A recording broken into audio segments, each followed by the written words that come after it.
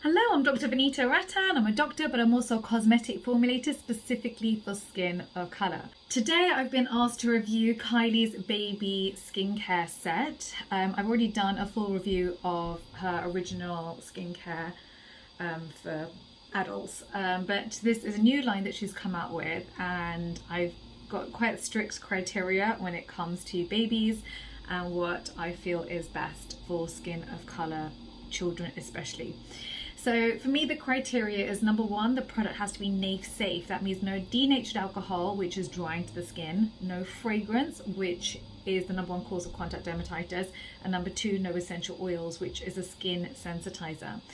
So you know how, for example, a lot of creams will say, oh, it has lavender oil in it. That's an essential oil and is a skin sensitizer. Or say, for example, you put lip balm on and it's tingly and you think, oh, that feels like it's working.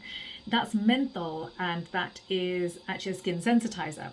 So even though you think something is good for your skin, it isn't always the case. Your skin is very good at hiding minor irritation. And so we just want to prevent that, especially in babies, because for children, they're much more likely to get eczema. Their skin is thinner, they get more transepidermal water loss. That means they're not able to retain moisture in their skin as well as adults. And so you don't want to put anything onto a baby's skin that is going to strip the skin.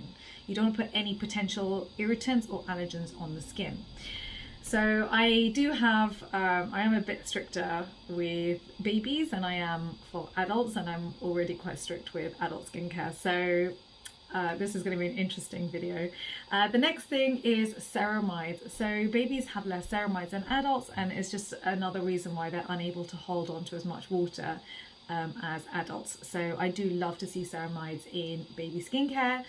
And the third thing I'd like to say is that it's important actually for babies don't get acne. So we can use thicker ointments and emollients on the skin in order to trap water on the skin, create that second layer of skin, and not worry about blocking pores. And so actually for baby skincare, it should be fattier, it should be more buttery, and you know, you want to create a second skin layer almost with emollients and occlusives.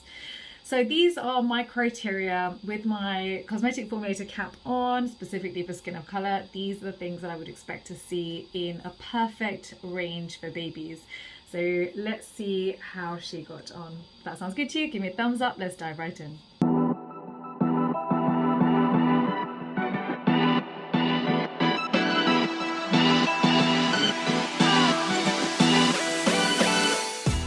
I think right off the bat, I want to say I love it when young women become entrepreneurs and they create something that people didn't expect, didn't think that they had the ability to create. So right off the bat, I'd like to say Kylie really is one of those role models in terms of, for the younger generation, for females to look up and think, you know what, I can do that too. I can go and create that business, and I can go and create that product. I can figure out the skills I need in order to make that thing happen. So that's one thing I love about her and her brand, and actually being a role model for the next generation. Having said that, I'm still going to be critical of the line. The reason being that feedback is what improves all of us, including myself. I love it when you guys give me feedback. Even in real life, you know, when someone goes, oh, well, you Dr. V, the first question I will ask you is, how do I improve? How do I get better? So feedback is really key. That's what makes us number one in the world. And so I am going to be quite critical with this. So starting off with their gentle shampoo. So here, of course, the first ingredient is water. So don't forget, when you look at the ingredients list, the INCI list, that's INCI, the ingredients are in descending order. So the first ingredient will have the maximum percentage, the highest percentage. And as you go down, the percentages decrease. So here, of course, in shampoo, you expect the first ingredient to be water. The second, third, and fourth ingredients are all surfactants. So she's used cocamidol propyl betaine, which lathers well. It gives you a luxurious feel. It tends to be a secondary surfactant because it is quite gentle. It's also hydrating as well, and it's quite thick, so it's part of rheology. It gives you the experience of it feeling luxurious.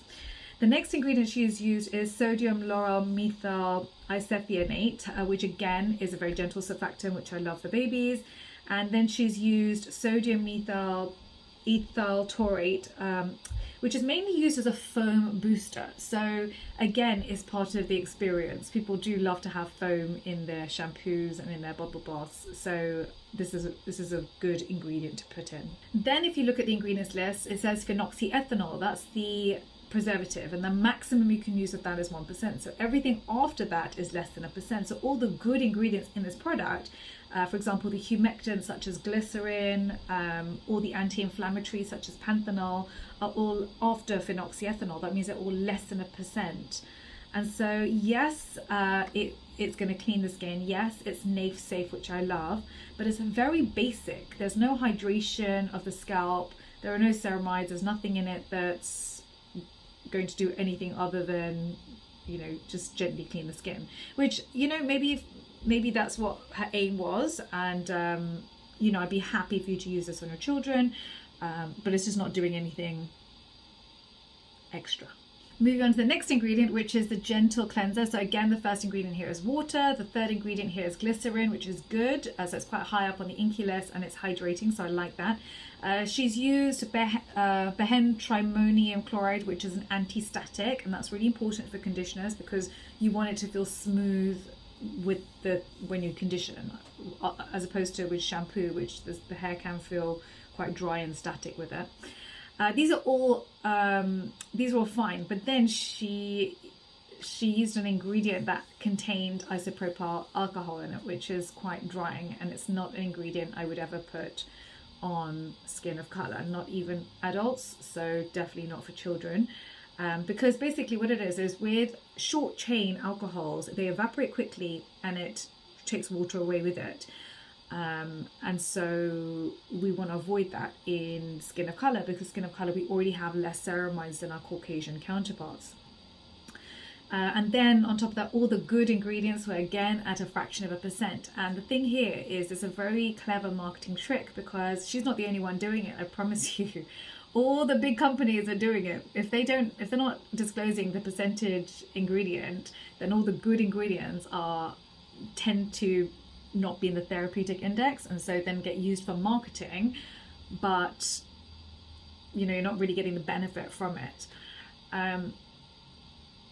Yeah, so this is one of the problems, unfortunately, that happens with drugstore products generally. You know, the way they look at it is, okay, if I put 3-star ingredients into the product, then I can market those 3 ingredients. Then I don't really need, if I use a 4th or 5th ingredient, it's not really going to get me any extra sales. It's going to cost me more, and it's going to eat into my profit margin. And so honestly, that's how companies think. And so is one way to get around it is just to put a tiny fraction of a percentage in, hope no one notices, and then you can say, oh, it's got all these ingredients in it, but everything's, you know, less than therapeutic index. But this isn't going to happen to you guys, because you all watch this channel, you understand how to read the ingredients list, and you understand what's marketing and what's truth. Okay, so if it's not obvious, I'm not a fan of the gentle conditioner. Moving on to the bubble bath. So she's used sodium lauryl glucoside hydroxypropyl sulfate. I like this surfactant actually for a few reasons. It's biodegradable, it's antimicrobial too, and it's also non-irritating. It jumps onto the whole sulfate-free bandwagon, but I like this particular ingredient. It's a great one to use, and especially for children. The next one she uses cocoa glucoside, which is a mild cleansing agent, and it gives you that stable foam, which is really what you want with a bubble bath. You want foam that's going to sit there for a good 5 to 10 minutes while you're giving your baby the bath. She's used glycerin, which is hydrating, and it's the NAF safe product. That means no denatured alcohol, no fragrance, and no essential oils. So I like it. This is a Dr. V approved product, and I would purchase it. Moving on to the last product, which is the moisturizing lotion. Here the first ingredient is water. So I'm generally not a fan of lotions for babies, because lotions have a high water content. Water evaporates from the skin, and so you don't get the occlusive second skin that I was talking about at the beginning of the video, which is really what I would want, especially for babies. and especially babies who get nappy rash, you know, you really do want to protect that skin. So, you know, okay, so this is basically, you know, water as a first ingredient, which means it's either a cream or a lotion. The second ingredient here is caprylic triglyceride, which makes the skin feel smooth and soft. It's good for adults, and because it's lightweight. You know, it's not my favorite for babies because it's lightweight. Then the next ingredient here is dicapryl ether, which is an emollient, which again dries fast on the skin, which again is good for adults. It wouldn't be my first choice for babies. The fifth ingredient here is glycerin. I would prefer glycerin to be higher up on the inky list, because it's a water magnet. You want to hold more water in products for babies. And they use cetyl alcohol as a seventh ingredient. This is a fatty alcohol. It's a delicious alcohol. It's a good alcohol because it smooths the skin and it holds water into the skin. But it's the seventh ingredient, which means that it's at a lower percentage, and I would rather that was actually at a much higher percentage. And all the great oils are less than 1%. So, I mean, I just don't think this product is ideal for babies. It is safe, but honestly, there are better options. And I think if I put that on my son, who is prone to getting eczema, you know, we're going to end up in that vicious cycle of dry skin, eczema and itching. So, I mean, it's okay. I'm not a massive fan. As you know, none of my videos have ever been sponsored, and they will never be sponsored. It's the only way I can give you truthful, evidence-based information. Don't forget to download your free guide, The Skin of Colour. Link is down below. Follow me on Instagram. I've got 2 accounts, Skincare by Dr. V and Dr. Vanita Rattan, and also on TikTok, which is Dr. Vanita Rattan too. Don't forget, I'm in the comment section for 1 hour at the launch of every single video, so hit that notification bell and ask me your questions. Thank you for watching. Bye.